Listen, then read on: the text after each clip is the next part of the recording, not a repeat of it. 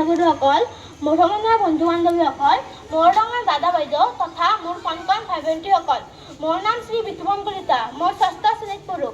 মই আজি জুবিন গাৰ্গৰ বিষয়ে দুই এষাৰ ক'বলৈ ওলাইছোঁ। জুবিন গাৰ্গ হ'ল ভাৰতৰ সংগীত জগতৰে উজ্জ্বল নক্ষত্ৰ। তেওঁ এজন গায়কৰ লগতে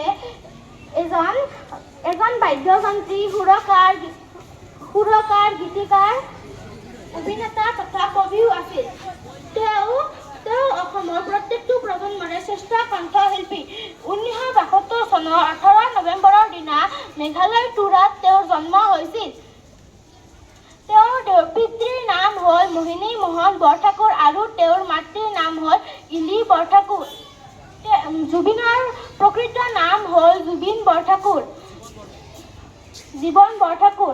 তেওঁৰ জীৱনৰ প্ৰথম গুৰু বুলি তেওঁৰ মাতৃ ইলি বৰঠাকুৰকে বিবেচনা কৰিছিল। তেওঁ নিজকে ধৰ্মহীন বুলি গণ্য কৰিছিল যে তেওঁৰ কোনো জাতি বা ধৰ্ম